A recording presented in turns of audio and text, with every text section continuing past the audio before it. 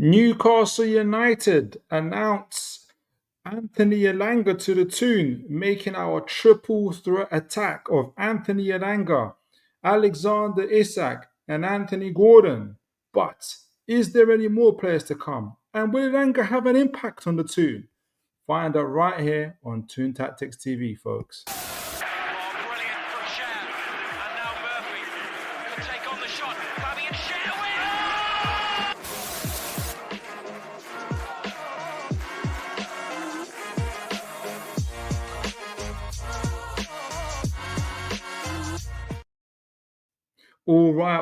All right, folks. Apologies for the delay, but the main thing is that we are here today. And let me know where you guys are listening from. Let me know what you guys are doing.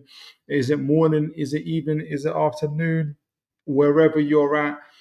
And wherever you could have been, you could have been doing something different. You could have been listening to anybody else, but you are right here with me tonight. And we've got big news in the arrival of Anthony Elanga, as Big Watson here reminds us in the chat. Elanga Day tomorrow when he gets announced, or tomorrow he gets announced. And we've obviously seen various footage of him arriving at our airport and also arriving at the training ground, which is absolutely incredible. So I'm going to be talking in today's show, obviously, around Anthony Elanga, and also talking about the exit of Mr. Longstaff and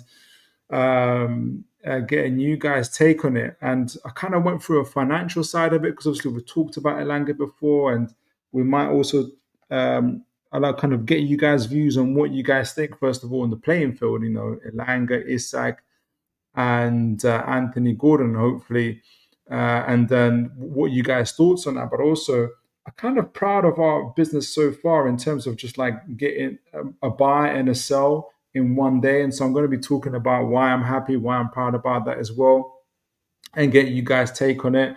We're going to be talking about all things Scalvini and Malik Thiaw, who have been rumored. But not only that, just I prepared for that. And then instead, Mr. Craig Hope comes on and talks about Scalvini and Balerdi, who've spoken up before. So I'm going to get you guys' take on that. And so we've got tons and tons and tons of information and tons of stuff to go through, really. And I'm going to try and also pick up on, there's also little tidbits of news as well.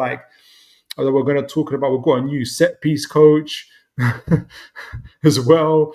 So we've got tons and tons of stuff to do. So let's get on with the show. And good to see you, Cy Robson, and God bless you. And God bless Big Watson as well. I hope you guys are well. So before we get into the meat of the show tonight, let me just make sure we cover the other news before we get to the main course as well, because I don't want to forget stuff like this. Obviously, Craig Hope had his big, I forgot what he calls it, the confidential or something like that. What is it called? The confidential. Yeah, when he kind of releases lots and lots of news and things of that nature. So obviously, he's talked about how Newcastle United hit, as it says here, and it's kind of been reposted by Mouth on the Time. God bless him. We'll big up to him. And it says Newcastle United admire both Marseille captain Leonardo Balerdi and Atalanta's Georgio Scalvini. An approach could be made for one or possibly both of them. I didn't see that part. In the coming weeks, both of them, 2 centre backs. Can you guys see us purchasing 2 centre backs instead of 1? I know that, for instance, Balerdi mainly plays on the left, even though he can play on the right. Scalvini obviously plays on the right. Well, they can both play in either places as well, but I can't imagine us getting 2 centre backs unless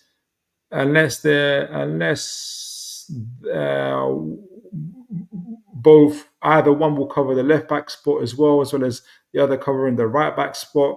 Maybe that kind of situation, but I'll be really, really shocked if we bought both of them. But I mean, let me know what you guys think. Do you think we're going to buy both centre backs?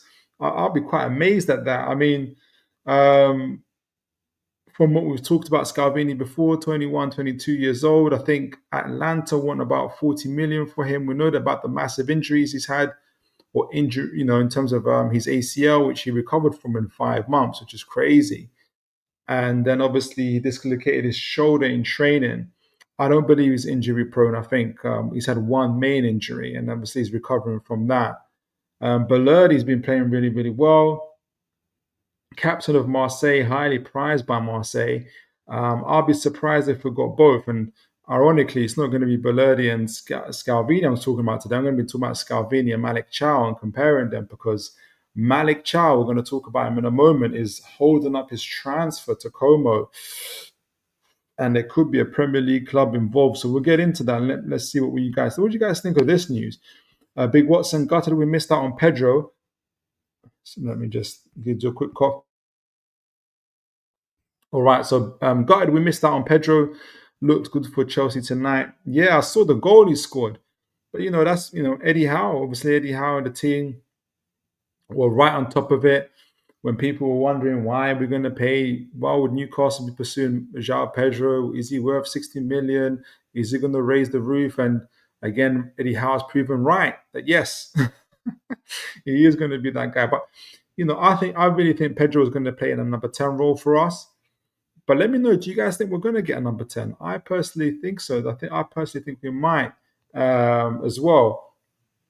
I think it might be like a Ramsey type of situation, but I think a few chips would have to fall into place for that to happen. And Big Watson, we're not buying two centre-backs. We're not Chelsea.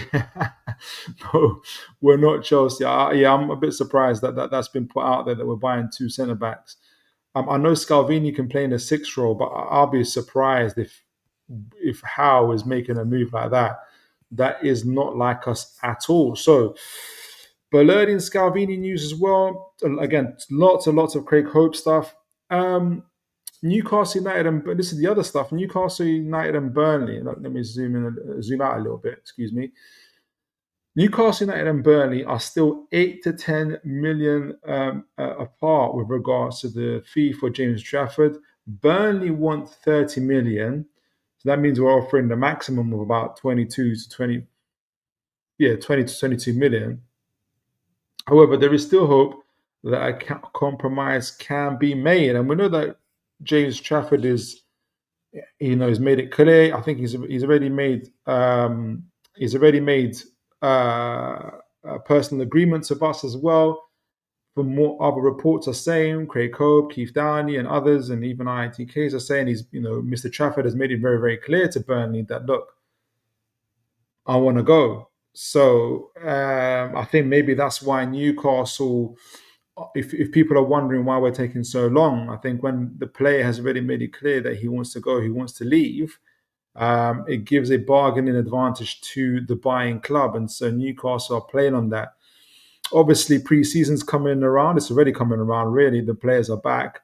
The first week, obviously, is about pit tests and, fitness and stuff like that. So you won't see Eddie Howe too bothered about that. And the fact that Elanga's come now as well, in terms of public perception and panic, that will quell for a little bit. So I think Newcastle probably have a couple of weeks to play with in regards to Trafford. So I wouldn't be I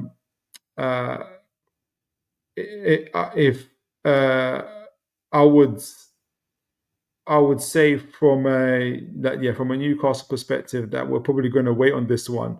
I hope we secure him today. Honestly, I hope we can get him today, but we'll see. Highly talented guy.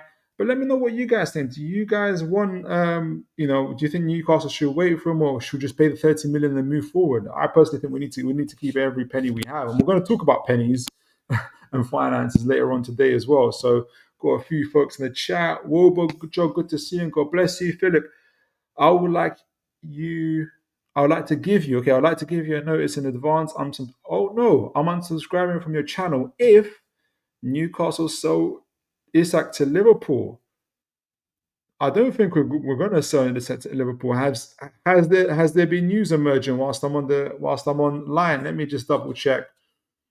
Has there been any news whilst I'm online? Have you guys heard something? Has something come up? I would imagine the internet is blowing up if something drastic. I'll be amazed that on the day that Elanga comes to Newcastle United, I've got multiple pictures of our players back in training. I see Bruno Gomes, Joe Linton, everybody else, that we've got stuff on Isak. I'll be really, really amazed. I think the only thing I saw was Craig Hope writing that the deal is complicated, and you'd imagine it would be complicated. Yeah, I can't see anything. You're scaring me there, Obojo. Like, what's going on? Let me know. I think the most Craig Hope said it's going to be complicated, and that was it. So no, the usual links recently, but lately been more and more. You know what? Maybe because Wobo, like, maybe because I've grown desensitized to it. I wonder if maybe used to it. Desensitized, maybe a little bit more stronger of a word. I don't know how other Newcastle fans feel about it. I feel like, Isak news, Gordon news, Isak news, and stuff like that is a daily thing now, type of thing. So maybe for you as an Arsenal fan, you see your rivals, you're worried about them getting strengthened. I can understand that, but maybe that's a bit more kind of for you, and maybe it should be for me. But I think because I've just had the overwhelmingness of it, I've just become used to it, honestly. Sarah Robson, maybe I shouldn't be, but it's just how it is at the moment. Andy said, yes, Malik Thiaw is linked to Newcastle. Yes, and I'm going to be talking about him today. I'm going to be comparing him to Scalvini. So let me know. I want to get you guys' views on that. Sarah Robson, do you think that Howe has faith in Osula? Yes, I do. Because there was rumours of the next target will be a striker. Don't think the RCB is more of a priority as we do have Osula as an understudy to Isak. Don't you think the RCB is more of a priority as we do have That's a great question, Sir Robson. I do think Howe has faith. And obviously, we're going to talk about the players that have been linked and Wissa and others. And I won't go too in depth just yet. But I think Wissa, I forgot who the other player that we're linked with as well. But those guys, what's the common theme between them is experience. Essentially, plug and play guys. Plug and play, meaning that it won't take them long to settle in. They'll fit into our system right in and everything else. And obviously, they've got that Premier League experience. And so that's the one thing they have over Rosula. And in a season where I'm betting that we're going to be playing 50+ games, high-level games, Champions Leagues, FA, domestic cups, Premier League games. I don't think Howe quite knows if he can have Rosula as kind of as regularly as he would like. And so I think, but also I suspect but cannot prove, and somebody else has mentioned it, that I think he might be more of a right-wing forward type of player. And you think on the day that we've got Anthony Elanga, why do we need that? But I do think there is that part to play. So it's possible. I think ideally Osula will get another striker, and Osula is sent out on loan where he plays regular football, where he is the Isak of that team, essentially. And Howe would see how he handles that, and then we move on from there. I think that would be the ideal situation for Howe, in my opinion. So, but great question though, Sir Robson. Yeah, Malik Thiaw, I want Scalvini. Big Watson says he wants Scalvini. He's a baller. If Jamie Bunch can get him staying fit. If James Bunce, if James Bunce can get him fit, yeah, exactly. I think he can, because he's doing it with Sven Botman and he's doing it with Livramento. So 3 times the charm, as they say. So I think that's the kind of the faith that we have in our medical department, really. Other news, yeah, and this is it, obviously, folks. This is it. This is Mr. Elanga arriving. Keith Downey exclusive. Anthony Elanga touching down in Newcastle ahead of his 52 million plus £3 million in bonuses. Moved from Nottingham Forest. So 55 million all in all. Let me know, guys, what do you guys think of the value? What do you guys think of the price? Do you think it's a fair price? Do you think it's too much? For me personally, I think it's a fair price considering the market inflation situation that we're in. Teams have decided to, teams like Man United have decided in the first week to go, and even before that, to go and buy Acuna for £60 million plus for a player that's not worth £60 million. And that sets off a whole chain reaction where you've got Brentford saying, hold on, if you guys paid 60 million for Cunha, you can pay pay 60 million plus for Mbuemo. And that's after Brentford quoted us for 50 million pounds. So again, market inflation by 10 million pound, 10, 15 million pound already. So with that, I'm not surprised that we're paying that. And obviously, so with that market inflation, we're paying just 5 million underneath that asking price, 8 million really if you're taking away the bonuses. So for me, it's a fair price as well. But I am excited to have Elanga. I am excited to see hopefully Elanga, Isak, and Gordon. And I know that I took a chance with the thumbnail because I know we're a good few months away from the transfer window closing, and it will be a big task hopefully. But I think we're up to it to seeing those guys stay. That'll be majorly important. But I'm looking forward to, and I'm speaking in faith. I'm looking forward to seeing the Elanga, Gordon, and Isak. Let me know what you guys. Let me know if. Out of 10, put it in the chat. Out of 10, 10 being the highest, 1 being the lowest. How confident are you guys that we're going to see all three, Elanga, Isak, and Gordon, play for Newcastle United this season? How confident are you guys? 10 being the highest, I'm like supremely confident. It's a certainty. 1 being the lowest, like, nah, it's not happening. Someone's going to go. Obviously, it's highly unlikely it's going to be Elanga. We just bought him. Somebody's going to go. Or, where are you guys with that? Where are you guys with that? For me, I'm around 8. I'm pretty confident that I think we can keep all 3 and see them play. That's my confidence in it as well. But let me know where you guys are at. Just let me know, even if you don't want to put too much in the chat, give me a score. I'll be real keen to see where you guys are at with that. Wilbur says 8.5. Wilbur, you came on panicked about Isak, and then you're giving me an 8.5 score. Maybe you didn't want to maybe you weren't panicked, but you gave the impression. But I'm glad that your confidence has been restored. Sarah Robson on the value of Elanga. Unfortunately, 55 million is the going rate for a Premier League proven winger. It is. That's the market economy at the moment. It really is. LOL, flight checking level of you haven't seen the half of it, Orbojok. I'm telling you. Good to know that it isn't only my fan base capable of doing such things. Oh, trust me. We've got a couple. But I think it became a lot more prominent, especially when we were kind of rumored to have to take over, when Amanda, Murdad, and Ruben were on the plane. Like, we haven't, ever since that incredible takeover at that period. I think we've had it before then, but I think that kind of solidified it in my mind. Adrian thinks it was a fair price. So Adrian Pickett, God bless you, good to see you. Fair price indeed. They bought him for 50 million, sold him for 55, and have to pay Man United 15 million.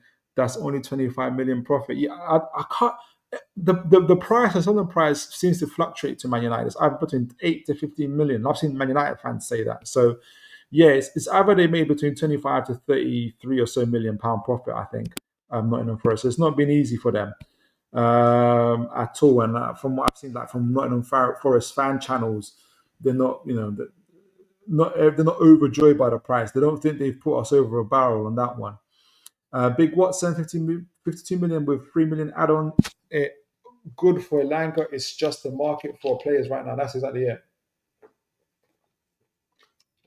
Oh.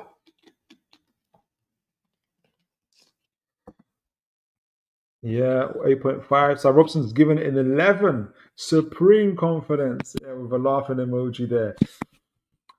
Hopefully you're proven right. I'm manifesting, man. Speaking in faith. That's right. That is right.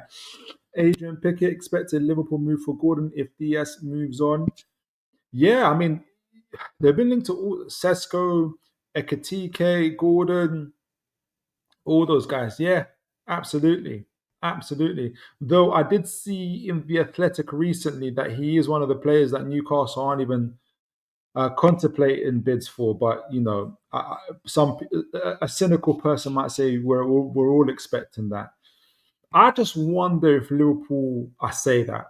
I wonder if Liverpool, after some consideration, are thinking, are there better? Can we get a different players for a better price? That's what I'm wondering.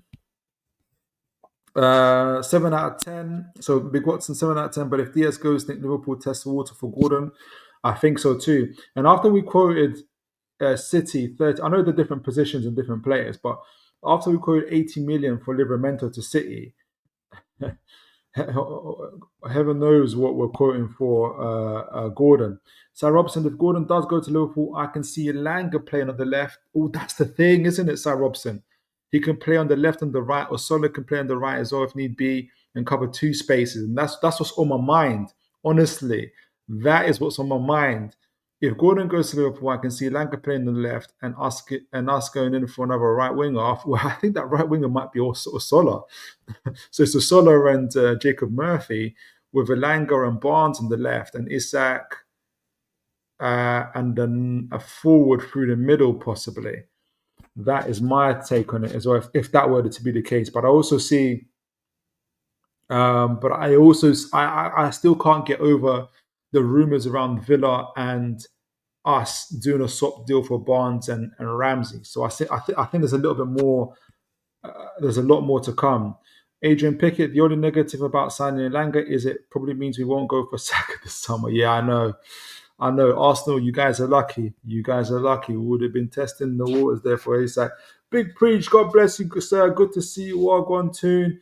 Let me know how your show went, Big Preach. And guys, if you haven't already subscribed to Big Preach's show, please do. I think it's his third show. Preach, let the folks know. Send your link to the show in the chat so folks can see you as well. And guys, don't forget to like, share, and subscribe on my show as well. It would be great to get that. You guys have been doing really, really well with the likes as well. And drop a comment. You guys have been dropping comments really, really good as well. Wilbur, speaking of Šeško, I wonder what he thinks about watching Berta going for Gyökeres. I think he was always angling for the Barca PSG move next year. He might be. He's taking a risk in doing that. I wonder if Liverpool go in for him. I think Liverpool might go in for him. I think Liverpool will test us. They may or may not test us. I think they put themselves in such a media situation. Well, they might play, if they go for Šeško, they might play enough. Isak was a smokescreen. He was a smokescreen. Really, we're only going for Šeško. Or they might really go for Isak. I suspect they're going to do the PR move and get Šeško and say that Isak is a smokescreen. I'm thinking that conversations between intermediaries and kind of let them know that maybe Isak is not available. I'm going to read a few more and then we'll move on. Adrian, oh no, you guys talking amongst yourselves there. Oh no, Adrian, think Gordon to Liverpool opens up, then spot in the right for Saka. Yeah, exactly. Adrian Pickett, are you going to profile the Coventry lad who's been linked for? Do you know what, Adrian? I would have loved to. Because now this is the second time it's come up. And I think his age and profile and where he's coming from really, really, really suits us. But it came on literally an hour before I was going to start. And that's why I was late. I was putting on so many other stuff on, but I was late. But I'm going to do that hopefully for Thursday's show coming up. So do remind me, Adrian. Let me know in the comment. Remind me in the comments. And I'll look him up. But what do you know about him, Adrian? Do you know if he's any good? I'll be keen to know. Big Preach says Fofana would be a better deal for Liverpool. That's so. A lot of rival fans don't really rate Gordon like that, which surprises me because for me, Mr. Gordon is a Champions League level player. Other news to cover before we kind of move into the meat of situations. David Luiz, I've got his injury record here, but let me first start off with the David Luiz. Speaking of midfielders,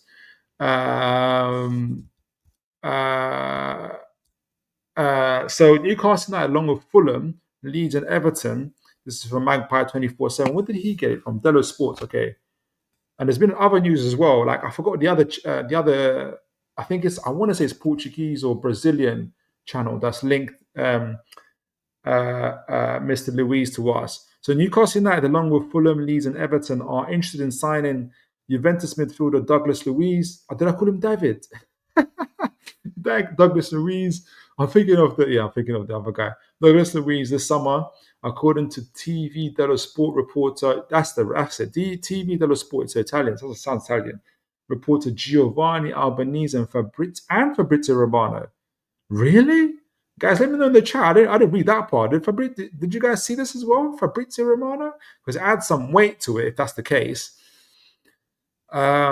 He was also linked earlier in the summer in an ambitious deal. Juventus were proposing to sign Sandro Tonali. Yeah, that was very ambitious, which was a non-starter from the beginning. This was, to me, obviously, Magpie 24/7. A big up to him. This feels to me now possibly like agents dropping our name into press to jump. So he thinks that his opinion is agent led, but there is no doubt there is quality players. He's proved whilst at Aston Villa. I don't see him coming to us to be benched. Well, he hasn't had a great season, and I'm sure he wants to have some sort of play and still be involved in the Champions League. I mean, if it is to believe, if we take it at face value that Fulham, Leeds, and Everton are interested in with us, we're the only club out of that lot, respectfully, who are in the Champions League. So I don't see him. What's the word? What's the word I'm thinking of? I don't see what's the word when you're looking down at something like that. I don't see him like saying, "Oh yeah, I'm not going to." If it's Fulham, Leeds, and Everton, I think we'll be favourites. If we're serious about it, I think we're favourites. Let me see Douglas Luiz's. Let me do it with you guys because I was also meant to be looking at. I'm also looking at. Did I do a profile? I might have forgotten that I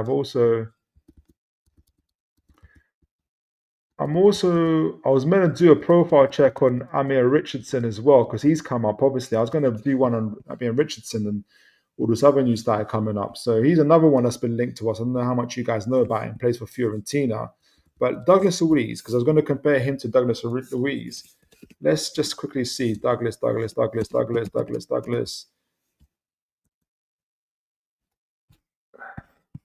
How do I spell his name? I keep on forgetting his name now. Douglas Luiz. Because I don't think he's had the greatest season at Juventus, hence why they want to sell him. And I think they're also open to a loan from what I've seen. Why is he not coming up? Oh, because I wrote Dogles. Is there a Dogles? Doesn't look like there's a Dogles. Here's Douglas, 27 years old, 30 million euros, and they're open to a loan. Central midfielder, obviously plays for the middle. Big, interesting. His contract runs out in 2029. What's his wages? I wonder. He hasn't played many games at all, has he? What's his stats? Let's do all seasons, and then we'll go backwards. 24, 25. Yeah, 24, 25. Show. How many has he played? 19? 516 minutes. Jeez. He's falling out of favor for real. So I wouldn't be surprised. We've got a decent, if we wanted him, or should we go for someone younger? That's where I haven't seen that part. That I'm thinking, obviously, Amir Richards has been linked. The gentleman from Coventry has been linked as well. I think those guys are kind of more of our profile look. But if Eddie Howe wants to make, I wonder if we behave a little bit differently because of the Champions League stuff. I don't know. That would be interesting. That's why I'm not as dismissive as I would be typically for this kind of signing, because I wonder if we behave a little bit differently because of Champions League. We want experience and we want everything else like that. How old is Jack Douglas? How much is he? I want to know a lot more now. I need to figure out how old he is now. So this is the FB ref. You see, I was doing my homework on Sven Botman. I want to see who would partner Sven Botman better. Is it Scalvini or is it Who's this guy? That's not Douglas Luiz. Do I keep on getting his red name wrong? Is it Ruiz or Luiz? It's Luiz. So who's this gentleman? I'm going to assume that Douglas Luiz is like a really common name. Kind of like Tommy Smith or something, isn't it? Here we go. Douglas Luiz. How much is he on? Oh, it is him. Right, he looks different. Oh, it is him. It's him with hair. Sheesh. 160. Nah, sorry. Yeah, we're not buying him. Sorry. Yeah, I've dismissed that one. We're not getting Douglas Ruiz of 160 million euro package. Yeah, not happening that one. let me move on. But you've got a few folks in the chat actually.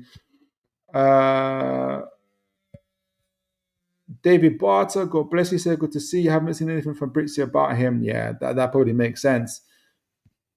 130k, yeah. I don't think we're doing that move. I think we're looking for the more younger versions, younger players.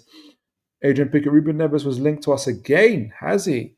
Recently, would love that level of centimeter, but I'm open to getting a younger prospect. I think that's what would happen.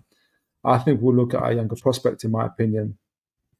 I think those are going to be playing for Champions League Newcastle, to be playing next to Bruno, Tonali. I think those guys will grab it with both hands, in my opinion, if they back themselves, for sure.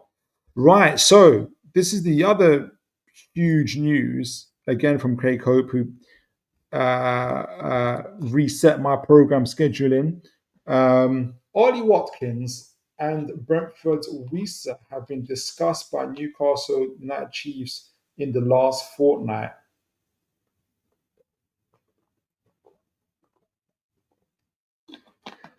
Have been discussed. Jeez.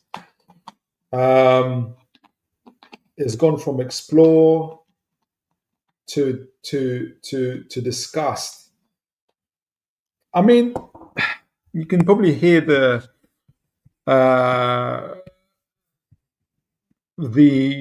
I'm not overly confident that our interest is serious here when they start saying discuss, but possibly let me have a look at Wissa. I have a little bit more confidence in Wissa, because how old is Wissa? Isn't he got like 1 year left in his contract? And I think Watkins has 1 year left as well. Let's have a banter. He's 28 years old, Wissa. After Brentford just are trying to stiff Man United on Mbeumo, how long did Mbeumo have? Didn't Mbeumo have a year left as well? For 60 plus million. So Wissa is 28 years old, 32 million euros, can play across the front three. Contract runs out in 2026. How much is he on? How much is Wissa on? I doubt that he's on much. How much are you on, mate? 25k. It's not a lot, is it? You can even double it and he'll be happy. It's a possibility, but his age, he's just not a Newcastle age. I'll be interested, and it's Watkins as well. Imagine Watkins' price is a little bit different. I just don't think this is real, guys. I'm not going to spend too much time on it. Unless anybody in the chat thinks it's a little bit different. Big Watson, I think they're both smokescreens for someone else. I wouldn't disagree. And I bet it's somebody from abroad and young. Honestly, that would be my take on it. Adrian Pickett thinks Wissa will be fantastic, and I wouldn't. Yeah, he's had a good season, and he doesn't look like he's only getting better, really. His age, though, is the only thing that puts me off. But he wouldn't be much on the wage. He wouldn't obviously ruffle any feathers of his wage demands, probably. But maybe one to watch. But I'm a bit. Is the word reticent? Yeah, I think it's reticent. Big Watson, take Wissa over Watkins, probably with if you count if we put an age, everything else on top. I think Watkins has been consistently more productive in the Premier League, but yeah, I don't think so. And obviously, Elanga, the exclusive news, the bomber. We're going to be talking about Elanga right now. We've got the big here we go, not only from Fabrizio, but Ornstein and everybody else. And obviously, we had also the situation with Mr. Longstaff, who I think is very much about to leave. People are scared also. Dominic Calvert-Lewin. His agent is doing the rounds, and Newcastle have been talking about him. So the triple threat, and we obviously talked about already, are we going to see these three line up for Newcastle United? I'm about 8 out of 10 confident that we are going to see these three line up. Isak, Gordon, and Elanga, and I'm going to line up as well. So we'll see where we are. The other one is obviously pre-season. The boys are back in town, back yesterday. Shaw, Joe Linton, Isak, Pope, Botman. Good to see Botman. Good to see all those guys coming back as well, because it's been a while.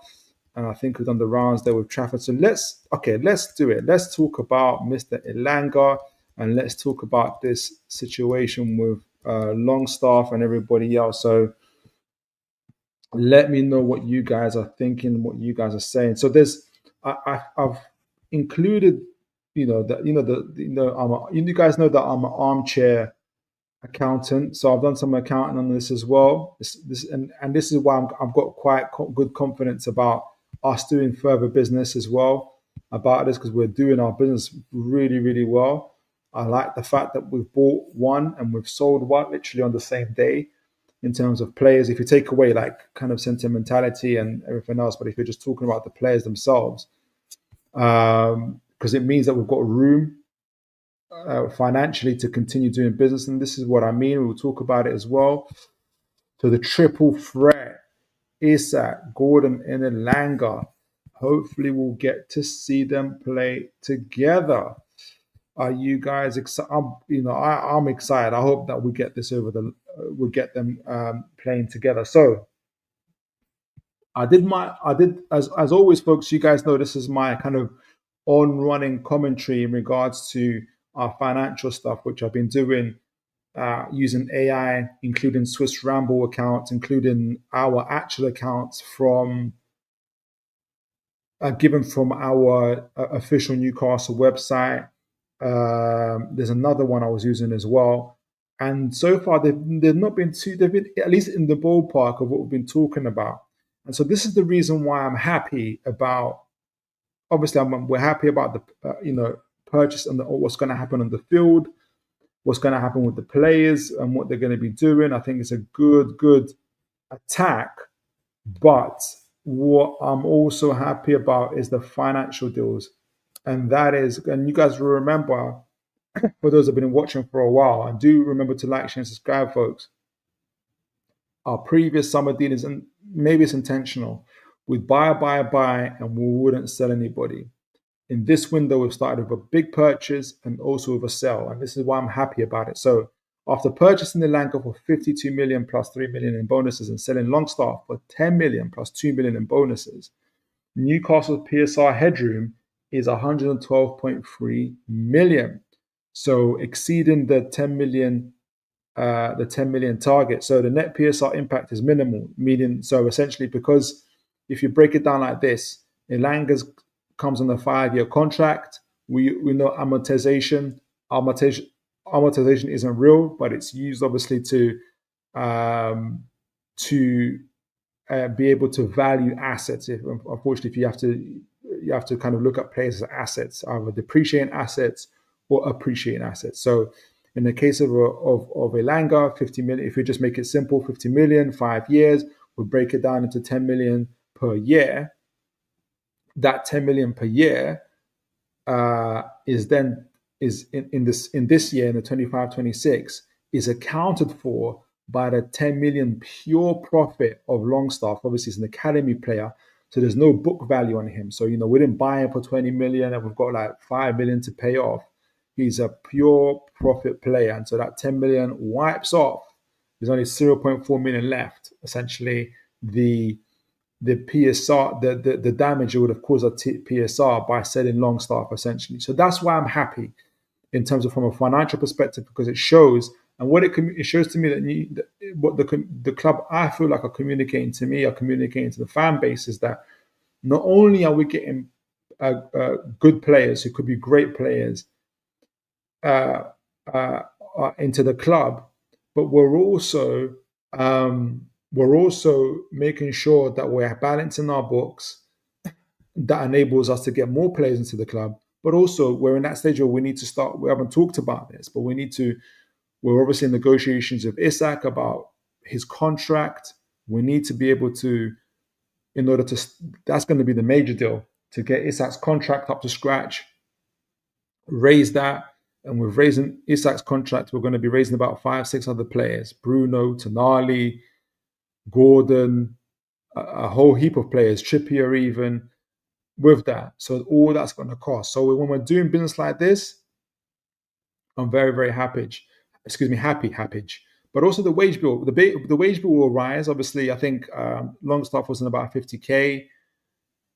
I've estimated that Elanga's wage would be about 100k. He was getting paid 50k, 48k at Nottingham Forest. So his wage will obviously will raise our wage bill a little bit as well. So the wage bill will rise. And it will put us out. If I've estimated that our turnover in the next year will be about 360 million. We know the actual turnover right now is 320 million, but if our projected turnover is 360 million, our wages to turnover with Elanga's deal now is at 63.17%. And this is important because UEFA, obviously, we govern Champions League.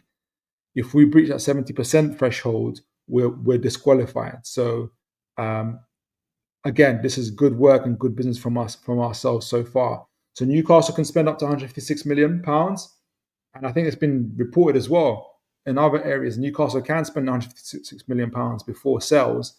I'm a bit apprehensive about that. I don't think. I'd be a bit surprised about that. I think we would have to make some sales, at least a little bit more. And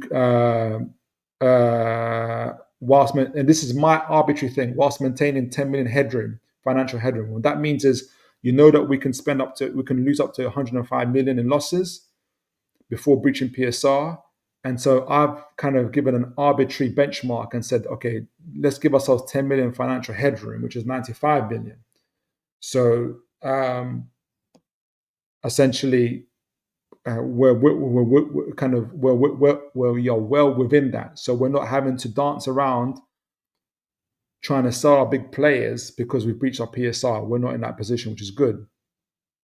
So we can make further signings like your Traffords, your Scalvinis, and a striker if we want. We're in a good position to be able to do that. So that's why I'm excited about it. You're thinking, why am I going for this financial news?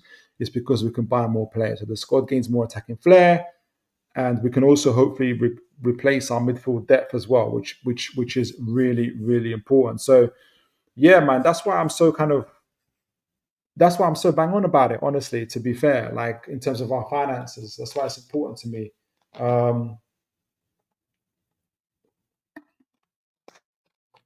So good business, good player, good work from Newcastle on this, in my opinion.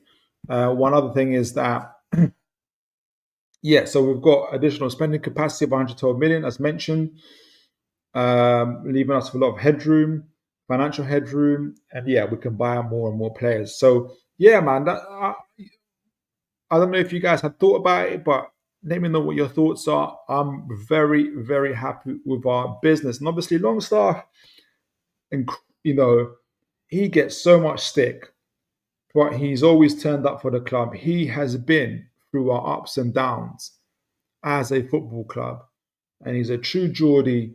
He served the club well, and he's done an absolute phenomenal job. And he goes, certainly with my blessing, God bless him, and I hope he goes with the blessing of everybody in the fan base as well.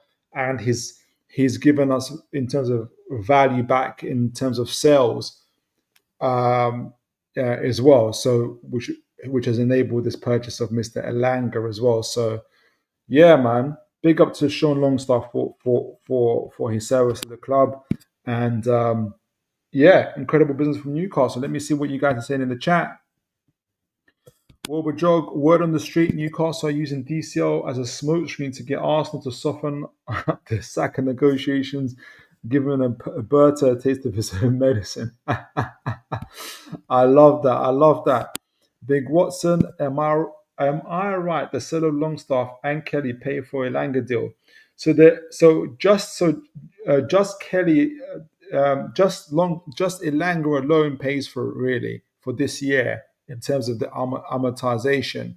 The Kelly and Almiron deal paid for our previous window essentially. So it put us in a space where now we are well within PSR.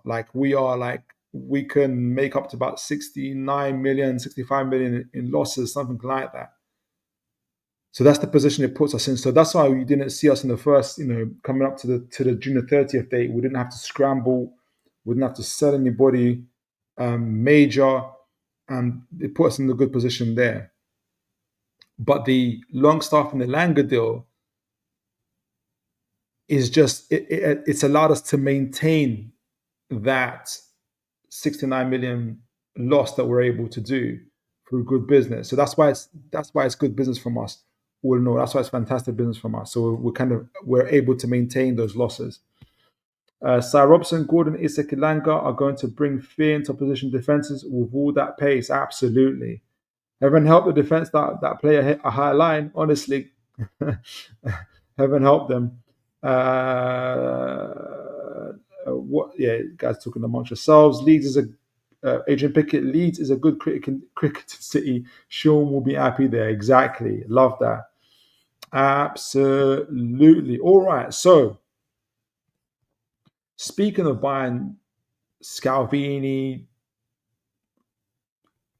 and buying defenders and everybody else, I've looked at the latest rumors for Malik Thiaw and Scalvini. I know that we've obviously got Balerdi and Scalvini, but I'm wondering, this man Malik Thiaw, who you guys remember from last season, and some of you guys will remember from the beginning of our takeover, has been linked to Newcastle United, and recently he a fee of around, I think, 25 million euros was agreed between AC Milan and Como for the sale of Malik Thiaw. So the two clubs agreed a fee, but Malik Thiaw has, I don't think he's rejected it, but he's put a pause onto the move. It hasn't been made clear as to why, but there's suspicions that there's other clubs that are looking for him. And especially within the ITK world, which I love to be in, as you guys know, and obviously from previous links, and he is very much an Eddie Howe player, and we're going to be doing the profile of him. I suspect, I'm going to put it out there, I suspect that he might be waiting for that Newcastle call-up. I don't think it's just Scalvini and Balerdi who have been kind of announced. I think it's Malik Thiaw. And one thing that we've also seen Newcastle, whoever's at Newcastle boasting through the media, is that there are targets outside of the Premier League who are not quite known to the media just yet. So, and which Malik Thiaw fits that. He's long time linked to Newcastle. He fits the age, the profile, and the price. The fee is very, very low. And I imagine his wages are very low. Let me just double check his wages. He fits the price for Newcastle United, and obviously he hasn't been in the media. So I've used Malik Thiaw, and I'm going to compare him to Scalvini, who obviously is very much on the media at the moment. How much is Malik getting paid? Jeez, Malik is on 19,808 euros. That's about what? 15K? Jeez. So he's, we could double his wages, even treble his wages, and he'll be absolutely ecstatic with that. So again, that's why I think Malik Thiaw would be a big, big target for Newcastle United for his age, his profile, and his wages. So let's talk about Malik. Let's talk about Scalvini. Who would you guys prefer? Who would you want? So I said Malik is a defender characterized. So let me just double check. Let's make give you guys just a swift reminder on Malik. He is how old? He is 23 years old, soon to be 24. In August, he'll be 24. So he fits our age profile. He's 185 centimeters tall, so about 6'3", 6'4". German international, plays for Milan. Has had up and down seasons with Milan as well.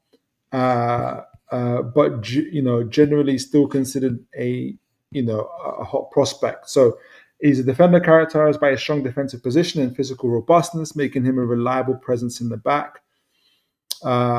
He excels in ball distribution, as shown by his high percentile, and is effective in one-on-one challenges. And I think that's going to be key for Eddie Howe is looking for.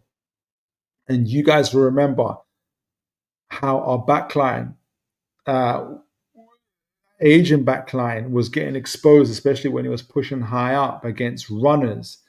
And when you've got the likes of Malik Thiaw with his pace and his ability in one-on-one situations, it's very, very much an Eddie Howe type of signing. So I think he's actually got that over Scalvini. We're going to talk about that in a moment.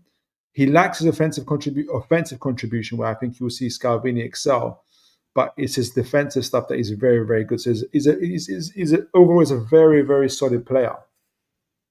He demonstrates, that was mentioned about his ability to tackle dribblers is very, very high in a 73 percentile, as you mentioned.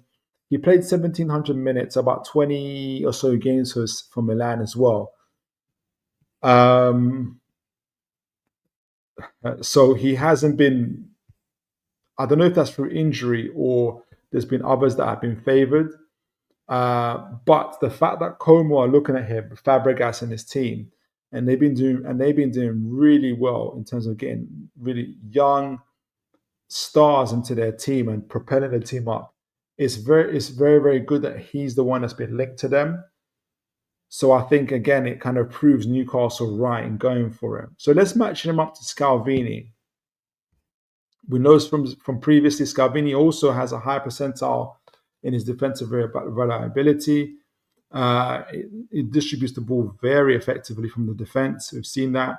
His physical and aerial ability. So his success rate, though, in tackling dribblers is at 47, whereas you would have seen that Mr. Malik Thiaw is at 70 plus. So suggests that strong. So an aerial drill is not quantified but implied by high minutes. So it suggests that this is from his 22-23 Scalvini, because he missed most of 23-24. This is from his 23-24 records, not 24. No, how did I get it wrong? Yeah, not from his 24-25 records where he was injured the most. So I compared him to when he played in 23-24 season. So yeah, his tackling success rate is, his success in challenges is very, very low compared to Malik Thiaw. This includes aerial duels. Suggests he's got a strong presence, but not stronger than Thiaw. He's got an offensive contribution as well. He scored a goal at least in that season, and he played a lot more minutes than Malik Thiaw did as well. So he's got that kind of under his belt. So Georgio Scalvini is a defender known for his reliable defensive positioning and ball distribution, as shown by 78 percentile in progressive passes. Really, really good with the passes. Strong physical presence and slight offensive contribution. So he's obviously played a lot of minutes also. Both of them have got a little bit of a disciplinary thing, but I don't mind that, to be honest. They're young. their job is to play in teams that play high lines, so they have to be aggressive. They have to push up. So they have to sometimes stay close to their attackers. So personally, I'm not overly phased by that. Obviously, it's a problem if they start giving away penalties, but generally, I'm not too worried about that. So yeah, one's a bit more offensive and he's better in the defensive duels than Scalvini. One is a little bit more robust in his tackling in Mr. Chow. So we're going to compare them in a moment as well and get you guys take on them. Who would you guys prefer? You can just say Scalvini or you can say Chow in the chat. Do let me know. Let me get a drink of water. My jeez, parched. So I did the player comparison using FB Ref and a bit of AI, as always. So again, this is comparing Giorgio Scalvini 23-24 season. I'm comparing Chow's in this season as well. So Chow's record is a lot more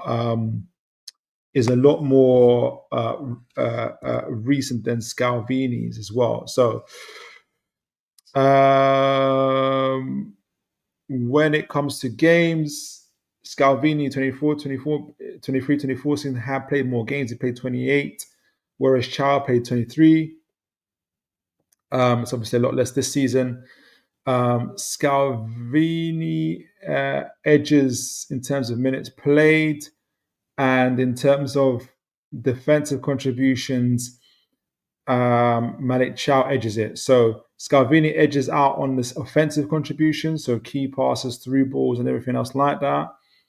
And in terms of, but it's marginal. It's not significant. Like Thiaw can do his bit of offensive contribution as well. So it's not like by a long margin. Scalvini shows more attacking intent as well. Obviously, you've seen him kind of get goals and stuff like that. Thiaw, both of them have got, in terms of discipline, Thiaw's got slightly more, is a little bit more prone to bookings. Maybe gets a bit too close to his marker. Progressive passes, Thiaw has a slight edge in that ball distribution. It's not heavy, but it's a slight edge. And progressive carries, ability on the ball, again, is very, very close between both of them. Scalvini's in the 69th percentile and Thiaw's in the 68th percentile, so it's marginal. So it's very close with Scalvini, who edges it essentially in that kind of situation. So playing styles and strengths. So defensively, both players are solid defenders with strong progressive passing. Thiaw is in the 80th percentile, Scalvini in the 878th. But Thiaw has a slight edge in distribution. Scalvini has a higher minutes, obviously played. Physical presence, Thiaw. So Thiaw has 72.3% in successfully tackling dribblers. Again, this is a big thing that Newcastle, that Eddie Howe's looking for. And he outperforms significantly the Scalvini stats, which is at 47.1% in one-on-one defending. And that's going to be key, especially in the Premier League, indicating a better tackling efficiency.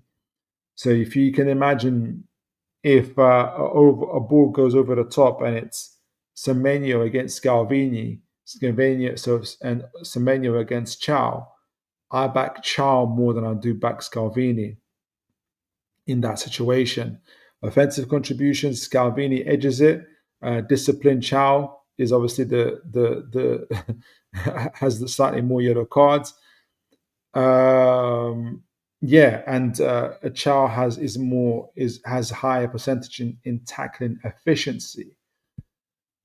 So when we look at them in terms of, when we're kind of seeing, so overall Scalvini appears more well-rounded due to his kind of offensive contributions, while Thiaw is a bit more of a stronger defensive reliability compared to Mr. Scalvini. So when you kind of look at, so then who would be the better partner? Who would be the better partner to Botman? That's what I want to know. I want to ask you guys before I conclude that. Who do you guys think would be the better partner to Botman? Let me know in the chat. And we've already got a few chats actually, so we're going to be going through them and seeing what you guys are saying. So,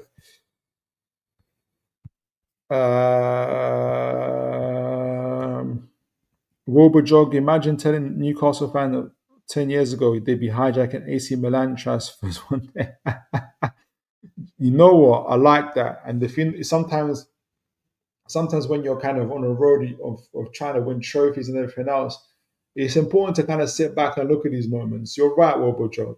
That is absolutely significant. It's like if you told me that 10 years ago during the Mike Ashley eras, I would have been laughing. I would have been hopeful, but I would have been laughing. El Capo, good to see you. God bless you, sir. Evening on PSR, UEFA rules work on squad costs, and those rules were broken by Inter Barcelona, Chelsea, and Aston Villa last season. They were. Breaking those rules doesn't get you banned from UEFA count competition. I wonder though, and you're right, Capo, you're so right. What I wonder though is if they change it, if they realize that people don't care and they'll pay the fine if they change it. That's my concern as well. Adrian Pickett, yeah, that's enough of patronizing the world. But no, I don't even think that he's patronized. Well, you can, yeah, people interpret it different. I didn't interpret it that way.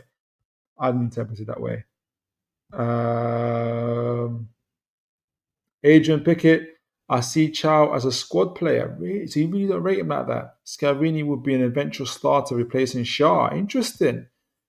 Sophie B, good to see you. God bless you. Good to see you. Guys, she reminded me, do like, share, and subscribe. As always, folks, you guys have been absolutely phenomenal with that stuff. Sal Robson, who would you say is the faster player between Chow and Scalvini? I think Chow is. I think Chow's the faster player. The speed of it's Adrian Pickett's the speed of thought and speed of thought. That's a good thing. That's a good distinction there, Adrian. I don't know them well enough to be able to know, but in terms of speed of thought, foot, I think it's Chow. Sophie B, Scalvini has a way higher ceiling, so a lot of ratings for Scalvini here. But who do you guys think would partner with Botman? And I guess you guys are saying it would be Scalvini. If Milan had a Scalvini on their books, they wouldn't be trying to offload him into Como. If they rated Scalvini, possibly. I don't know if they're in a financial situation. That might be another thing as well. And plus, maybe they have defenders they rate a little bit more. And Como's a good team as well. David Bartas, Malik would be a great signing. Yeah, got one for Malik there. Big Watson, Scalvini for me is high seeding. That's another Scalvini one, and Botman would be class. Scalvini and Botman there. Adrian Pickett, I know. Okay, you guys talking amongst you guys talking amongst yourselves there. Definitely Scalvini for Wobojog. Aaron Cave, good to see you, sir. God bless you. Even to you. Sophie B, I am so glad I remind everyone to like and subscribe. Absolutely. Big up, Sophie, for you doing that. Like and subscribe, folks. Como gonna take over. Yeah. This is an exciting project, honestly. Aaron Kane, Scalvini complements Botman better, in my opinion. He's one of the best young players in his position. So a lot of Scalvini. I think there's a lot more people for Scalvini than Mr. Botman. El Capo, between the two, Scalvini reads the game far better. Reading the game beats pace all day, according to El Capo. So we matched their stats. And we also matched how they complement each other with Botman. Let's see what we've got on the old AI. But also, yeah, and I agree with this as well. Malik Thiaw will be the best defensive partner for Sven Botman at Newcastle United. Their complementary strengths in progressive passing and tackling. So both Thiaw and Botman have like in a 70 percentile around kind of defensive around winning challenges and duels. So there's a very very strong wall there. So you wouldn't have, for instance, Botman having to cover for Scalvini in defensive duels. Chow can hold his own. So they create a well-rounded defensive partnership. Both players' physicality and ball playing ability align well and a cohesive backline. So look, just because Scalvini is exceptional in his passing and Chow isn't too bad either. He's just not as good as him essentially. Minimizing weaknesses and maximizing defensive stability. Scalvini, while consistent, has a weaker tackling profile, making him less ideal fit alongside Botman. I agree, and especially in aerial duels in the Premier League, you need someone that's both aerially and on the ground quite dominant. And Chow has the ability. I think if Botman, for instance, is the more proactive defender and goes into the midfield and makes tackles, you'll have Chow sweeping up and kind of having the pace to get back and tackle players in the 1v1 duels, but also Chow can press up as well, and you'll have Botman doing that role. And Chow has the ability in the one-on-one situation. I think Chow will probably be the more proactive defender and be pressing up a lot more higher and be trying to win those duels, in my opinion. So I agree with this, although I do need to watch Scalvini a little bit more. I might change my mind. But for now, I wouldn't be surprised. I would not be surprised if Mr. Scalvini is the one. But let me know, guys. And also, do write in the comments if you prefer Scalvini or you prefer Chow. But there's a lot more Scalvini guys in the chat as well, to be honest. So we'll see where we go from there. Oh, Rich, good to see yourself. Good to see you. Rich here from Red Devil United channel. Hi, guys. Good to see you, sir, and God bless you. I hope you're well. Absolutely doing fantastic on your show. When I get a chance to catch you in the morning, Rich, I really enjoy morning shows. So good to see you, sir. And do put your channel in the description for folks as well.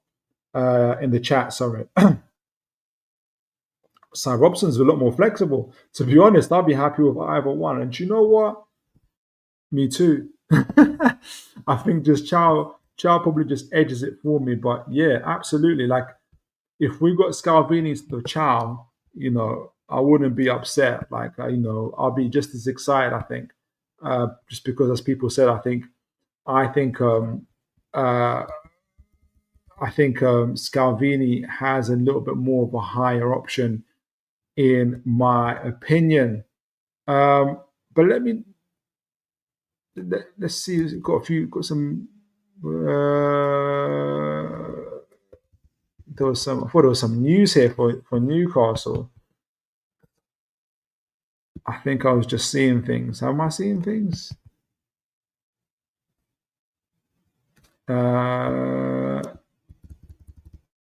Yeah, just seeing things. I thought it was Newcastle news, but yeah, let me know, you guys in the chat. It's good to be flexible, Sam Robson.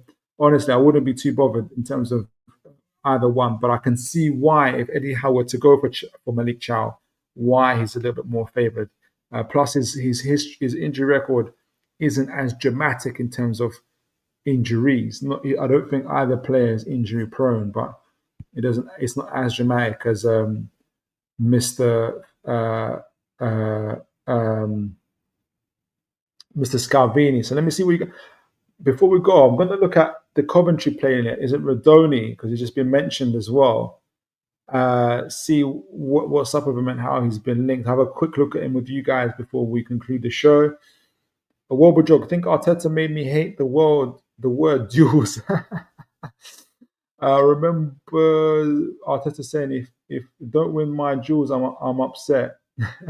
Every transfer, if it's a ball boy or a teenager, our fan base look for their jewels. Stats first thing. Oh, okay, yeah. I can see that. I can see why that maybe that's raised up some trauma for you, Warble Jog.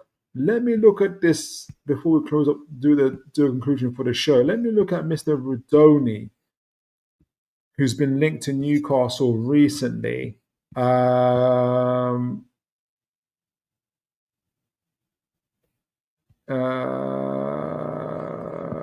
me see. Can I find Mr. What's his name? Is it Rudoni? Chat, help me out. The Coventry player. I forgot who mentioned him. Rudoni. Where are you? I just saw him earlier. Is it Rudoni? Ronodi? Here we go.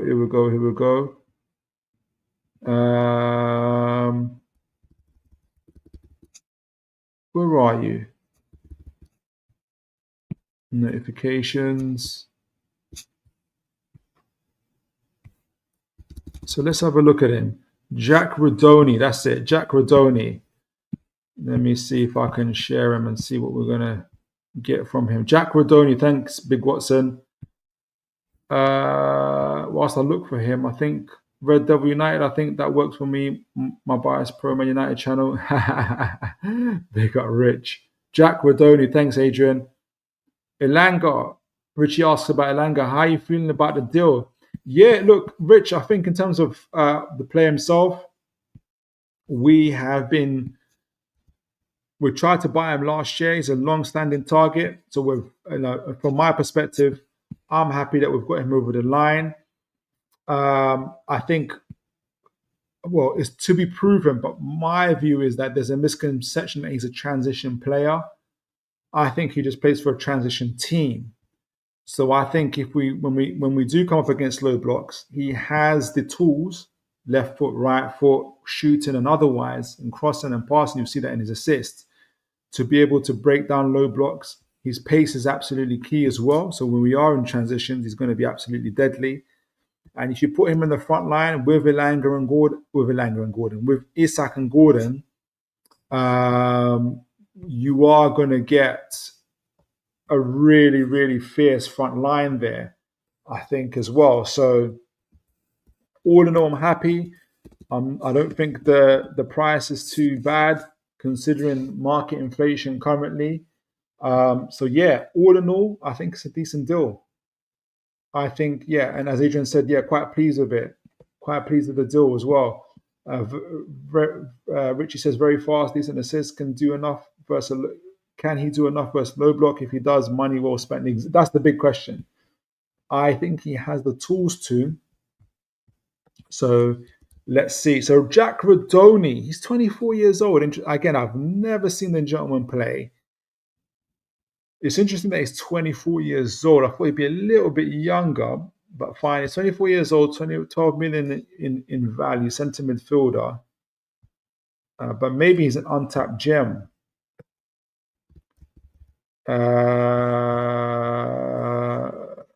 Unique Sports Group is his agency. His contract expires in 2028. So I imagine Coventry are going to try and get 25 million for him, to be honest. He's left-footed. I think that's another key one. We don't have too many left-footed players. He's left-footed. Okay, so let me see in terms of his positions where he's been playing. Current season, full season, stats by competition. I forgot, how do I get to see the positions?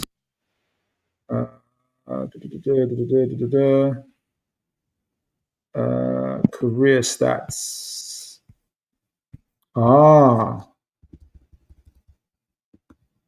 Okay. So this makes a little bit more sense while we're looking at him. Can you guys see that? It's because he plays everywhere. I'm going to see if I can get a little bit of a YouTube compilation. Do a Dennis Wise for those that are here. Okay, so he's played 128 games in the championship. It's a lot of games, over 10,000 minutes, a lot of experience of 16 goals and 20 assists.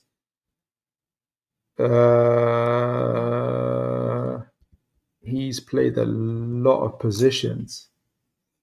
Central midfield, he's played 73 games. So out of how many games? So he's played 244 games.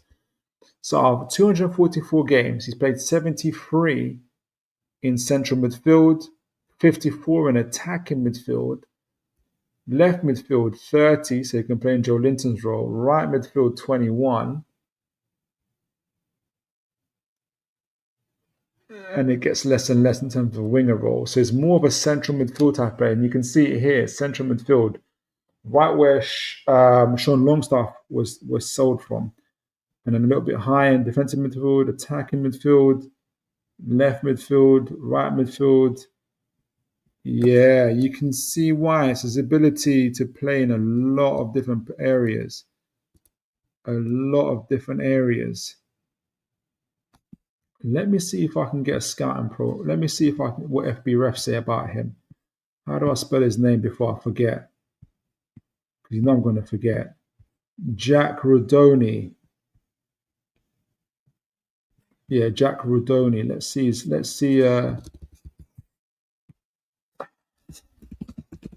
Let's see his stats. Get a feel for the type of player he is. What's his? Doesn't have his wages.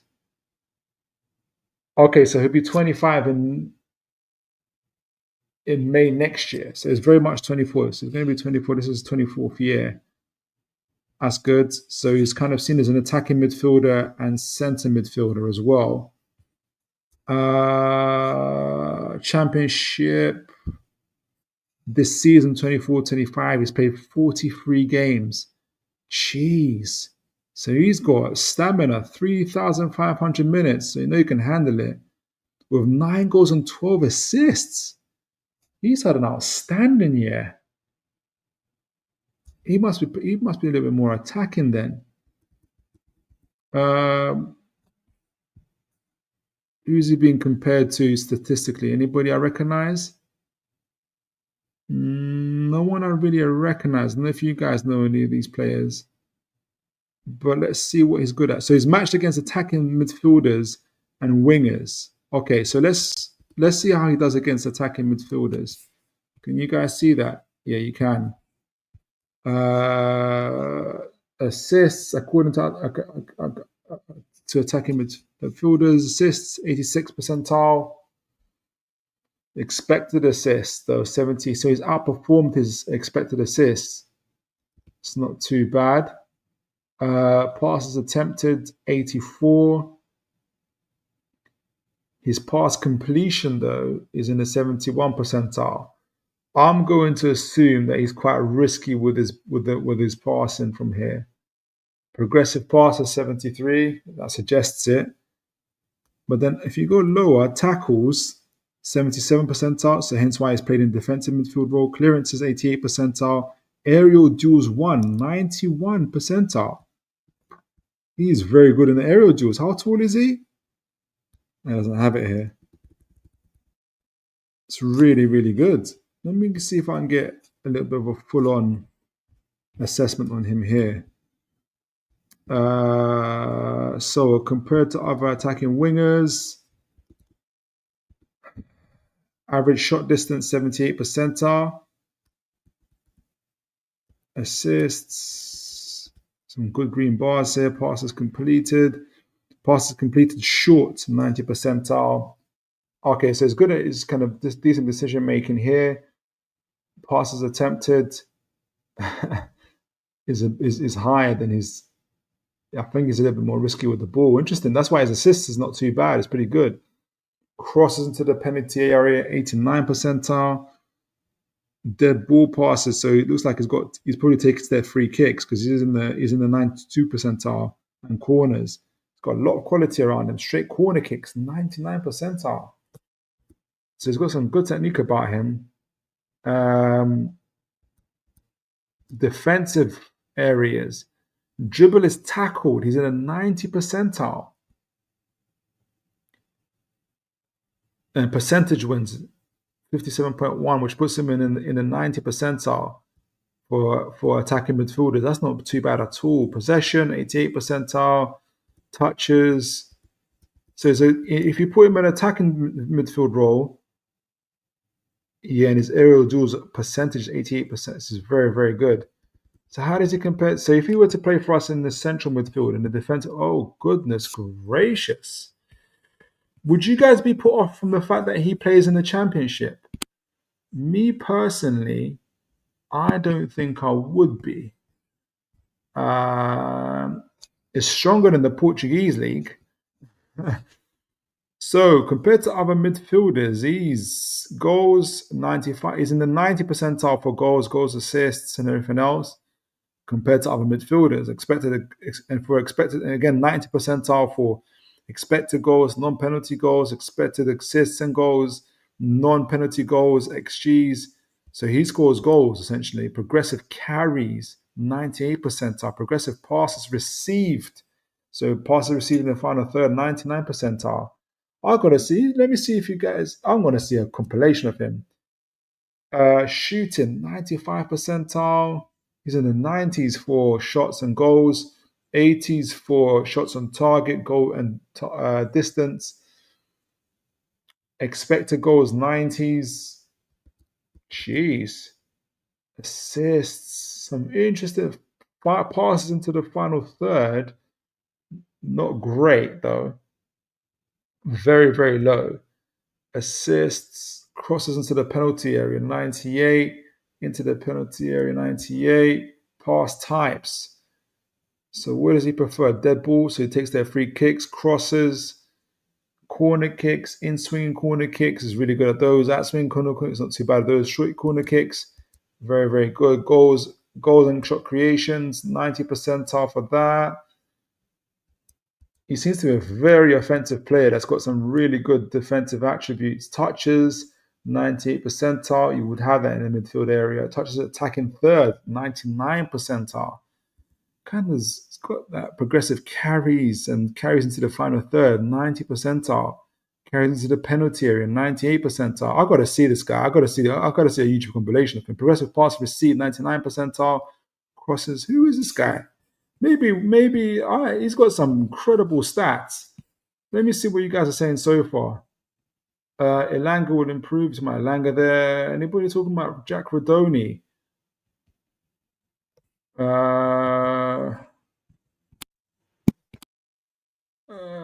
Let's see.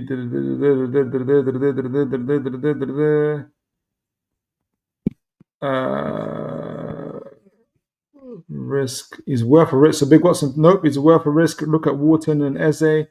That's what I think as well. David Barter might be a few minutes behind chat. No worries, David. Ask a question though if you have one, or make a comment. No problem. Big Watson, worth a risk. Look at Wharton, Eze. I agree. El Capo Rudoni could definitely make the step up in the. Do you know him, El Capo? How old do you know him? He's got some impressive stats. Let me have a quick look on his. Let me do the old Dennis Wise and look at the YouTube compilation. Jack Rudoni. Let's have a butchers. Oh, he's on Brazil. He's made it to Brazil Scout.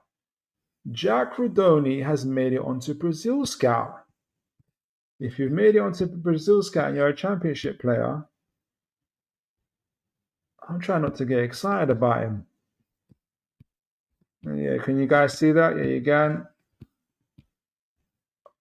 Let's have a little butchers of him, guys. If there's anybody in the chat if there's a player you could he's similar to, you would compare, like you would say, all right, similar style and profile. Let me know in the chat.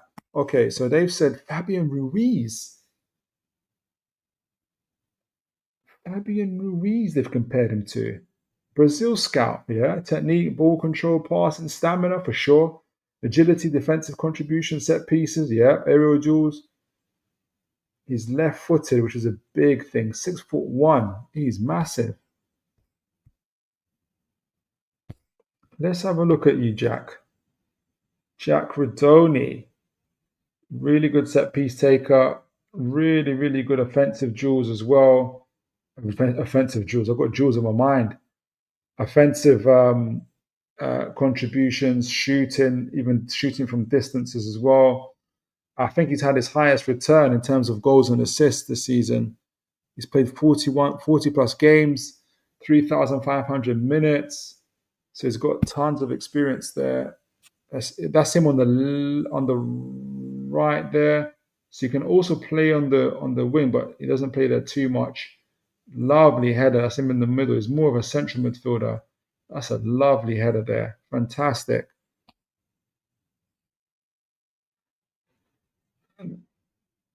I couldn't tell which one he was there. That's him making the tackle. So that's where his defensive contributions are as well. That's again, he looks massive. He looks taller than 6'1" from that. Oof, lovely take on and a through ball. Brilliant. That's him on the wing, left wing. Yeah, he's got that ability. I can see why they said Fabian Ruiz. His height and his agility is pretty good. I wonder if he's got the same kind of positional sense. I'll be really curious to see that. Oh, lovely layoff. That's him picking it up from deep. Lovely long ball there. Right on the button. That's with his left foot again, down that left side. You don't see Joe Linton necessarily making those type of balls, so I can see why be a really, really interesting buy if Newcastle go for this. 24 years old, straight from the Championship, but he plays in multiple positions. He makes very, very good cover. Again, lovely header. Guys, what do you make of him? He seems all right to me. I did my Dennis Wise on him, but I'll have to look at some games. If anybody's know I'll get some 90-minute games of Jack Rudoni, do let me know. All right, so let's see what you guys are saying in the chat before we conclude the show. Interesting. Queen of Heart, good to see you and God bless you. Hope you're well. Good evening, folks. Hope you are well. Very well. Janista, good to see you, sir. God bless you. Evening to you. Sarah Robson, he'd be a brilliant utility player. Yeah, he's coming across that way to have on the bench or even as a cover for injuries. He can play across that front three, honestly. And it kind of adds balance as well. You can see us kind of, especially in domestic cup competitions, the early rounds, him being there. But he's 24 years old. I think he will have ambition to make it into the starting lineup, to be honest, as well. He's got the height and physicality by the looks of Joe Linton. So watch out, Mr. Joe Linton. Queen of Heart. We have a good sporting channel content taste. God bless you. Thank you so much for that. Sophie B, the guy looks a player. He does, don't he? I have to go a little bit more depth into him. El Capo, a Borough friend of mine, said Rudoni was the best midfielder in the Championship and would like to see him at Borough. Wow. Somebody else said that. I feel like somebody else said that about Jack Rudoni. That's really good. That's really high praise. Big Watson, we should look at Hayden Hackney. Again, that's someone else I've heard about. Middlesbrough, good player as well. It's another player I've heard about as well. Not good call there, Watson. Genius Ronaldo, I'm a huge fan of couple champ midfielders, Hackney and Haymar. Yeah, there seems to be a treasure trove of players from there. David Barter, are you going to do a skydive like Adam P? Pretty sure that will get the likes over. Thank you for reminding me. No, I'm not going to do a skydive, but that reminds me, folks, do like, share, and subscribe. That'll be absolutely phenomenal. I've got a chat here from Sophie B. Sophie B, this Rudoni has been looked at by a few big clubs, to be honest. Wharton, Wharton comparisons there. Good call there. Wharton, Fabian Ruiz, Rudoni, they got that kind of interesting profile. I'll have to look at him a little bit more depth, for real, for sure. All right, so guys, let's conclude the show. We talked about obviously the big news of Elanga coming to the Toon for 55 million, which includes the add-ons as well. What he'll do for the team, the triple A threat of Anthony Elanga, Anthony Gordon, Alexander Isak. Hopefully, that's the starting lineup we have coming up into the season. We anticipate, obviously, another big part, which leads us to the transfer window. Obviously, the big part of that is keeping our big players as well. I'm also, like I mentioned to you guys, very happy that Newcastle have not only bought a player, but also sold a player, because that balances because that balances our books, and essentially we're in the same place financially, so we can still spend more money on players whilst raising the floor, raising the ceiling of our team. But again, big ups and props to Mr. Sean Longstaff. If we're taking it away from all PSR talk and financial talk, he's grew up in the academy, Mr. Longstaff. He's a true Geordie. I have nothing but respect for him because he's been with us through the hard times and the good. And it's on the backs of hard-working players like him. And by the way, guys, even into the season we just had, he was our depth. You know, he played nearly, I think, 1,500 minutes as well. He was our rotation, and he's been absolutely key for us. Played against Arsenal in our victory against Arsenal. He scored that penalty against Nottingham Forest. That was the first round, second round of the League Cup. Had he not, we won that penalty shootout, would have never gone on to win the League Cup. So big up to Sean Longstaff, and God bless you for your work. And hopefully you see more success going away at Leeds. Hopefully they'll also see how great you are, a player you are. And we've also talked about, speaking of great players, we spoke about Malik Thiaw and Scalvini, the U2 young centre-backs, as well as others, really, that have been scouted by Newcastle, and that will compare them. According to AI, and in my opinion, Malik Thiaw would be the better partner for Sven Botman, but obviously the chat has spoken. And Scalvini is certainly the player that most people are excited about. And he has that air of Dean Huijsen about him as well, so I'm not too surprised that folks are looking at him.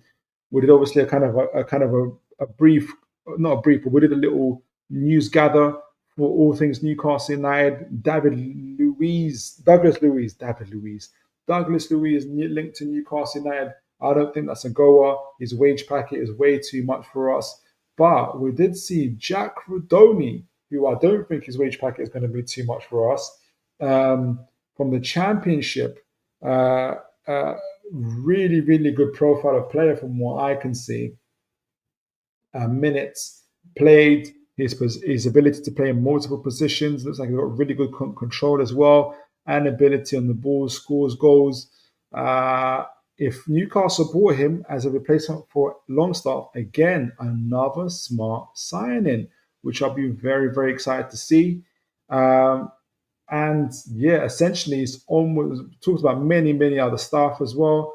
But there's so much Newcastle news we couldn't cover it all. That's how much Newcastle news there is. So hopefully, if not this Thursday, but next week, we can talk about, hopefully Mr. Isak will give us more good news. He'll take that number 9 shirt and he'll sign a new contract.